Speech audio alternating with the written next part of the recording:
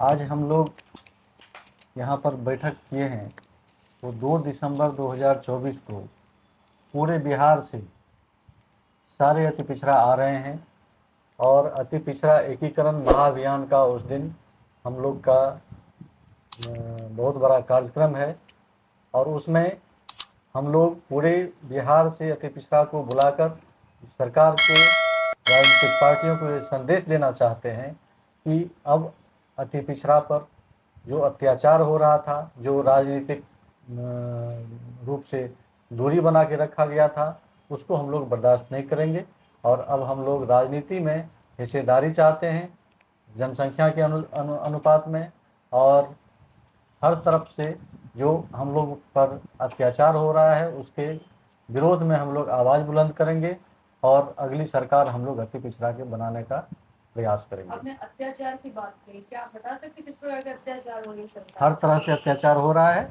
हमारे लोगों पर, बलात्कार, मर्डर,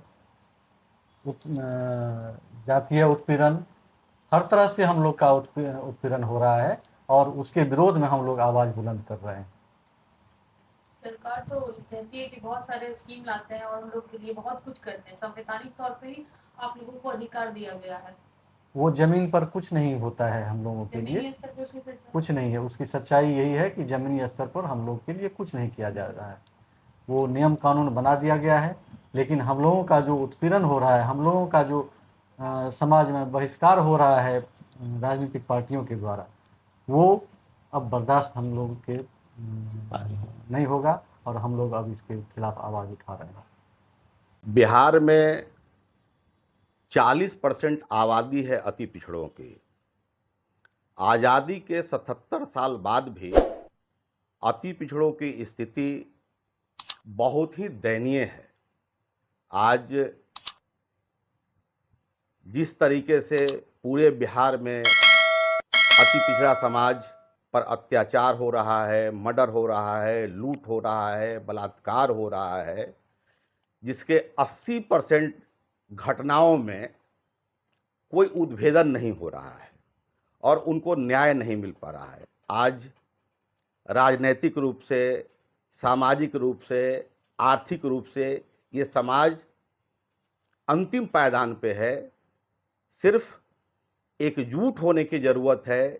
इसलिए पूरे बिहार के अति पिछड़ा भाइयों से निवेदन है, आग्रह है कि हम एकजुट हों, एकजुट होके 2 दिसंबर को क्रिस मेमोरियल हॉल में आएँ और अभी से हम लोग मार्च तक पूरे बिहार में रथ यात्रा के माध्यम से, पदयात्रा के माध्यम से, सभी तरह के माध्यमों को, टेक्नोलॉजी के माध्यम से, मीडिया के माध्यम से अति पिछड़ा भाइयों को एकजुट करके 2 दिसंबर को गांधी मैदान में और 2 दिसंबर को क्रिस मेमोरियल हॉल में और मार्च में गांधी मैदान में विशाल जनसभा करने की तैयारी की जा रही है, जिससे चूँकि आज 77 वर्षों के बाद भी अति पिछड़ा समाज की बात कोई नहीं सुनता है। हमारी बात मुखिया नहीं सुनता है, हमारी बात थानों में नहीं सुनी जाती है, हमारी बात जनप्रतिनिधि नहीं सुनते हैं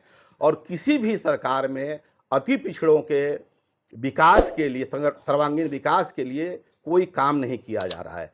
इसलिए 2025 के विधानसभा चुनाव को देखते हुए कि 2025 में अति पिछड़ा का बेटा बिहार का मुख्यमंत्री बने, अति पिछड़ा का बेटा का सरकार बने और अगली सरकार बिहार में अति पिछड़ों की बननी चाहिए। इसके लिए पूरे बिहार के अति पिछड़ा एकजुट हो रहे हैं और उसी संकल्प के माध्यम से हम लोग पूरे बिहार के 40% अपने भाई, अपने परिवार, अति पिछड़ा परिवार से आग्रह किया जा रहा है कि क्रिस मेमोरियल हॉल को भरने का काम करें और मार्च में गांधी मैदान में ऐसी चट्टानी एकजुटता दिखाएं कि सरकार की चूल्हे हिल जाए और सरकार को अति पिछड़ा के बारे में सोचने के लिए और इनके कल्याण के लिए जो भी काम करने की आवश्यकता हो वो करे। जैसे हम लोग चाह रहे हैं कि हमारे लिए एग्रो सिटी एक्ट लाया जाए, राजनीतिक भागीदारी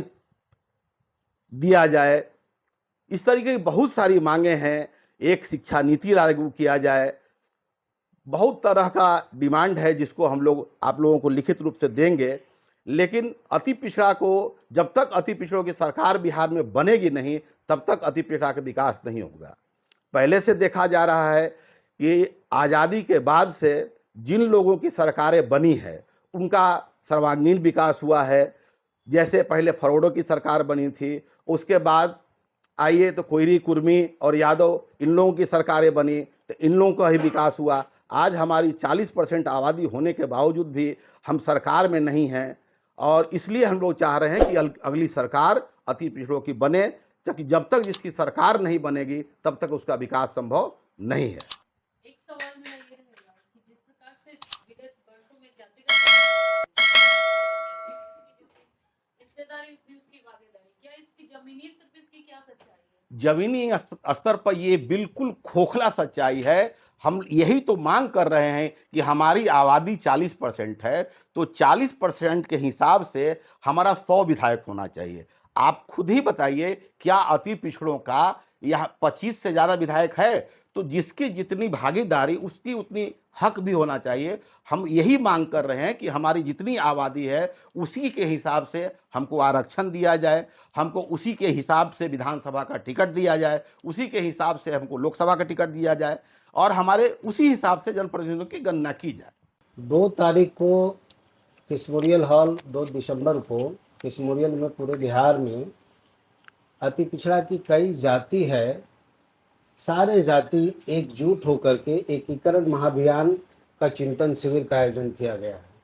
और इस चिंतन शिविर में हम लोगों ने 5 सूत्री मांगे को प्राथमिकता दिया है। पहला है कि आबादी के हिसाब से अति पिछड़ा समाज को राजनीतिक क्षेत्र में भागीदारी मिले। दूसरा है ओबीसी, बिहार के स्तर पर नहीं बल्कि देश के स्तर पर ओबीसी बोला जाता है। बिहार में ओबीसी का पार्ट पिछड़ा और अति पिछड़ा अलग है। बिहार में जातीय जनगणना भी हो गया, पिछड़ा की आबादी 27% है और अति पिछड़ा की आबादी सरकार ने 36 कहा जबकि 40% है। तो हमारा कहना है कि आबादी जो पिछड़ा और अति पिछड़ा का है, ओबीसी के नाम पर अति पिछड़ा हमेशा इसकी हकमारी हो जाती है। तो दूसरा मांग हमारा है कि रोहिणी आयोग जो कमीशन बना है, उसने जो रिपोर्ट बनाया है उस रिपोर्ट को सार्वजनिक किया जाए और उस आधार पर पिछड़ा वर्ग का वर्गीकरण किया जाए। तीसरा हमारा है कि अति पिछड़ा, जिस तरह से SC ST के लिए कानून है, आयोग है, उसके लिए बजट का प्रावधान है, हरिजन एक्ट लगता है कुछ बात होने पर, अत्याचार होने पर, उसी प्रकार से अति पिछड़ा अत्याचार निवारण कानून बनाया जाए। इसके साथ साथ जो भी भूमिहीन है, अति पिछड़ा आवासहीन है, उस 5 डिसमिल जमीन, आवास और जो पारंपरिक रोजगार पेशा है, जो आर्थिक संसाधन का जो माध्यम है हमारा अति पिछड़ा का, आर्थिक सहायता भी सरकार से 25 लाख रुपया तक मिले। इन 5 मांगों को लेकर के पूरे बिहार के अति पिछड़ा के जितनी जातियां हैं, सभी जाति और सभी संगठन के नेता हम लोग एकजुट हैं और एकजुट होकर के आह्वान किए हैं कि सब मिलकर के अति पिछड़ा 2 तारीख को किसमोरियल हॉल पटना में आएगा और बिहार सरकार को, तमाम राजनीतिक दल को, दूसरे समाज को भी और प्रशासनिक अधिकारियों को भी हम ये चुनौती देंगे।